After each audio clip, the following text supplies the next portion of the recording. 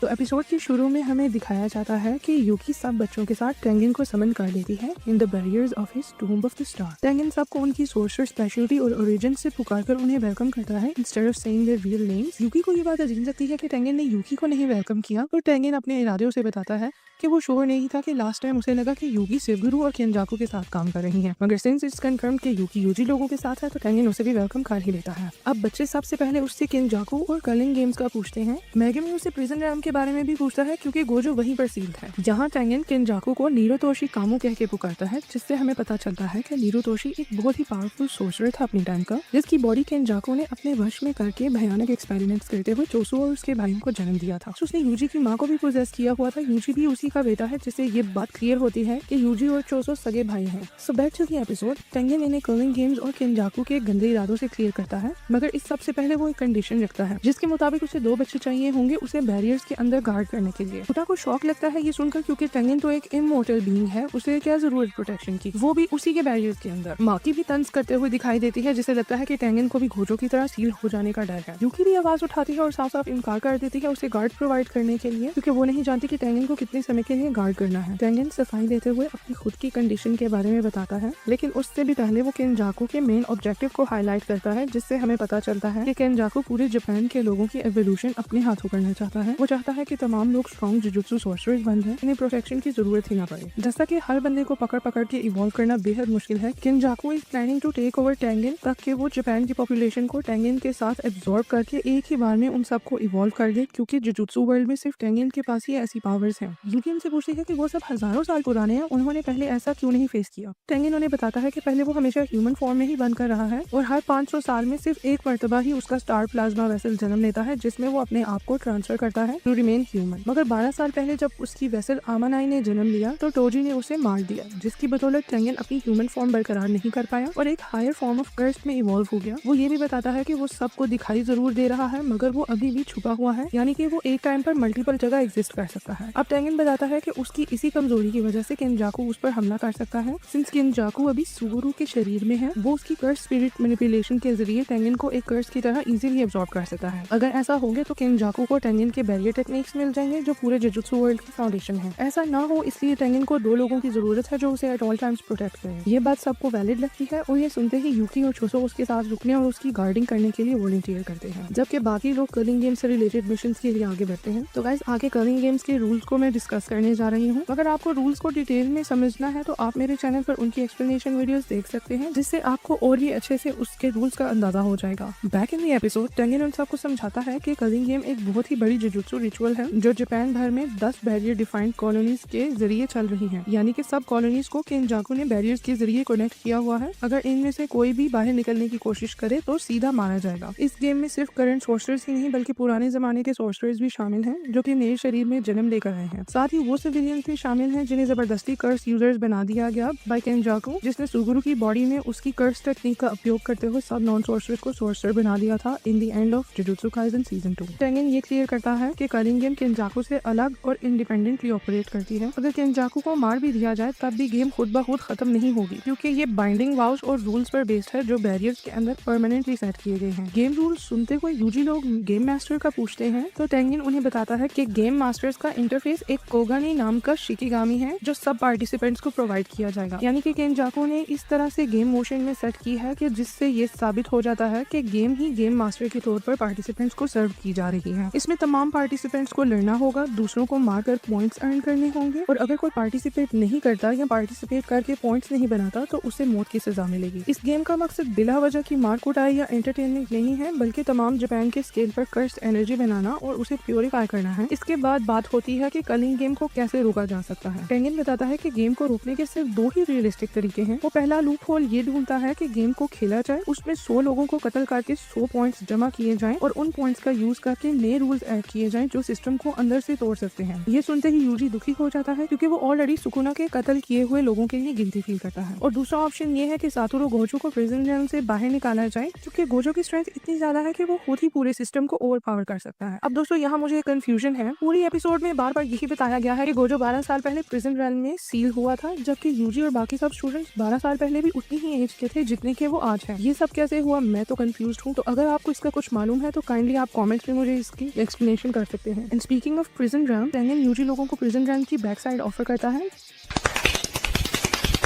मगर ये वार्न करता है कि इसको खोलना बेहद मुश्किल है। रन को खोलने का एक ही तरीका है और वो है इसकी कर्स्ड एनर्जी को नलीफाई या रिवर्स कर दिया जाए। और ये सब करने के लिए आज तक 2 ही कर्स्ड टूल्स बनाए गए थे, ब्लैक रोक and inverted sphere of haven, जो कि गोजो अपनी पिछली बैटल्स में पहले ही तबाह कर चुका है। ये सुनते ही मेगुमी गुस्से से भड़क जाता है। यूटा भी हंसते हुए बताता है कि उसके मेंटोर मिगेल की ब्लैक रोप गोजो ने ही तबाह कर दी थी और उसे मिगेल के साथ अफ्रीका भेजा था टू फाइंड सम मोर, मगर उन्हें वो रोप नहीं मिली। हमें थोड़ी देर के लिए शोको भी दिखाई देती है, जो कि गेम के रूल्स को समझते हुए नजर आती है। और शोको वही है जो गोजो और सुकुरो की बेस्ट फ्रेंड हुआ करती थी। अब प्रिजन रन ओपन करने का सिर्फ एक ही चांस है उनके पास, और टेंगन बताता है कि उसके लिए उन्हें एंजल की मदद देनी होगी। एंजल एक बहुत ही पुरानी सोर्सर है जो कि अपनी कर्स टेक्निक के जरिए दूसरी कर्स टेक्निक्स को नलीफाई या रिवर्स कर सकती है। फिलहाल टेंगन बताता है कि एंजल एक नए शरीर में जन्म लेकर कलिंग गेम का हिस्सा बन चुकी है और इन सबको गेम में पार्टिसिपेट करके उसे ढूंढना होगा। तो दोस्तों, इस एपिसोड में काफी नए कैरेक्टर्स इंट्रोड्यूस हो रहे हैं। अगर आपको उनकी डिटेल चाहिए तो आप मेरे चैनल पर जाकर मेरी वीडियो देख सकते हैं, जिसमें मैंने सीजन 3 में इंट्रोड्यूस होने वाले सब कैरेक्टर्स को एक्सप्लेन किया है। ये सब क्लियर होने के बाद ग्रुप अपना प्लान बनाना शुरू करता है। माकी डिसाइड करती है कि वो ज़ेनिन क्लैन स्टेट जाएगी ताकि पावरफुल कर्स टूल्स वापस ले आ सके, जो कलिंग गेम के बैटल्स के लिए बहुत जरूरी होंगे। यहाँ से हमें पता चलता है कि जब गोजो 12 साल पहले सील हुआ था, जुजुत्सु हाई के तमाम कर्स टूल्स और वेपन्स ज़ेनिन क्लैन ने जब्त कर लिए थे, जो कि माकी अब वापस लेने जा रही है। और यहाँ से यूजी को पता चलता है कि ज़ेनिन क्लैन ने मेगुमी को अपना नया लीडर चुना है, जिससे वो हैरान होता है। पर मेगुमी इतना सरप्राइजिंग एक्ट नहीं करता, वो चिल एक्ट करता है और यूजी को बोलता है कि मैं तुम्हें बाद में समझाऊंगा।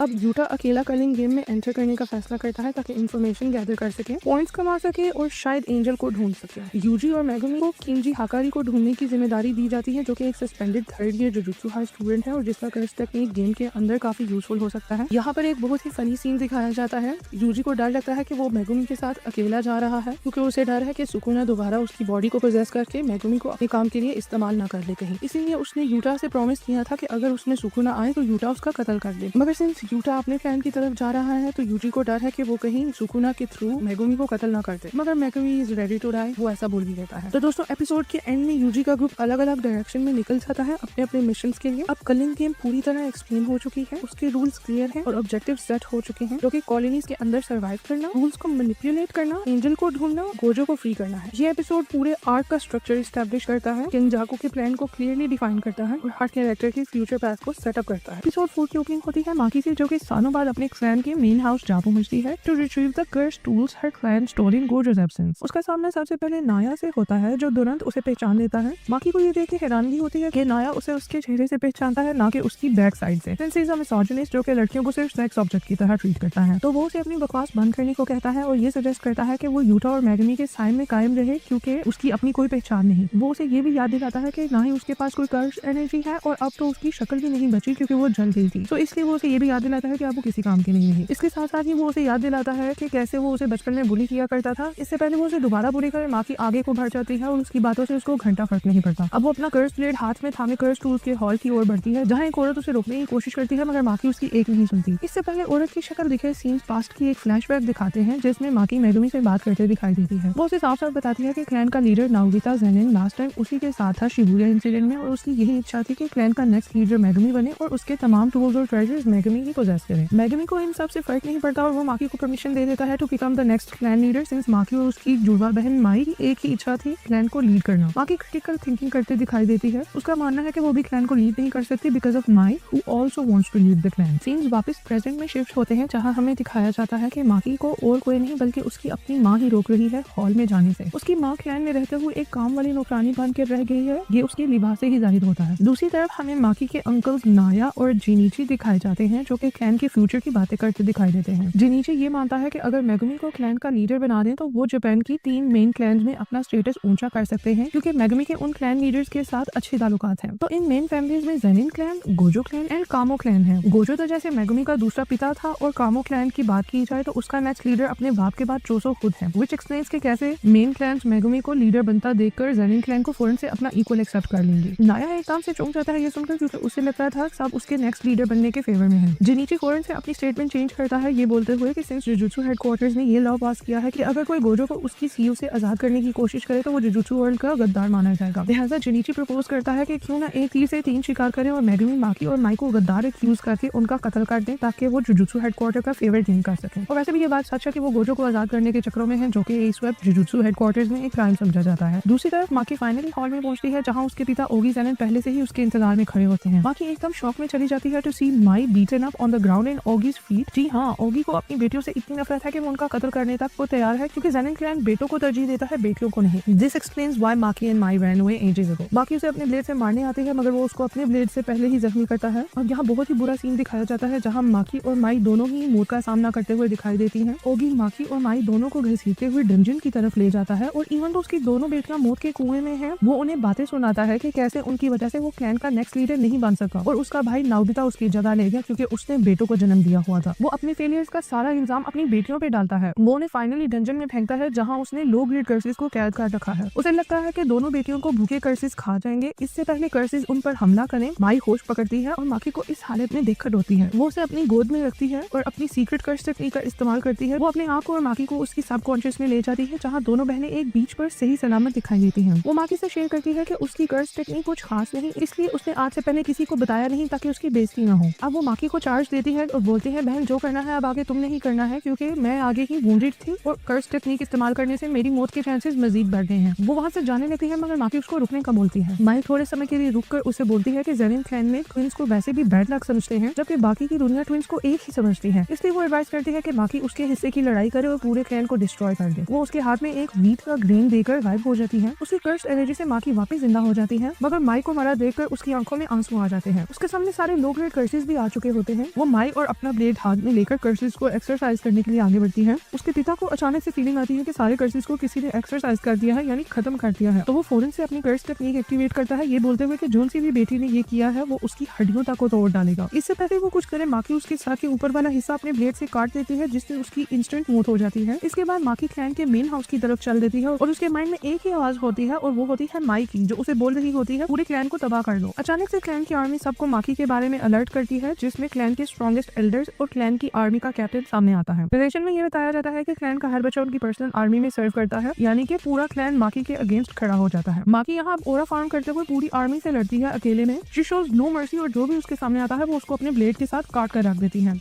वो एक टाइम पर 10-10 लड़कों को मार गिराती है। इंडियन माकी हॉल में अकेले खड़ी होती है और उसके पीछे पूरी आर्मी मरी पड़ी होती है। तो जी हाँ, ये वही सीन है जिसका एनिमे फैंस को बहुत बेसब्री से इंतजार था। अब पूरा हॉल नौजवानों के खून से भर जाता है। अब कैप्टन आगे आता है along with the strongest tree of Zenin clan called the high. इनमें जिनीची और 2 और स्ट्रॉन्ग एल्डर्स हैं माकी के। वो अपनी निट नई कर्स टेक्निक से माकी पर हमला बोलते हैं, मगर माकी जुनून में सबको मार जाती है। वो उनकी कर्स एनर्जी के अगेंस्ट एक्ट करती है, इवन तो उसके पास अपनी कोई कर्स एनर्जी नहीं। उसकी रॉ स्ट्रेंथ देखते ही सब उसको टोजी से कंपेयर करते हैं और उसका खौफ खाते हैं, मगर तब तक वो सबको मार गिराती है। वो जिनीची का भी सर कलम कर देती है और उसे समुद्र में फेंकती है। अब हाई का लीडर नाया उसका सामना करते हुए आता है।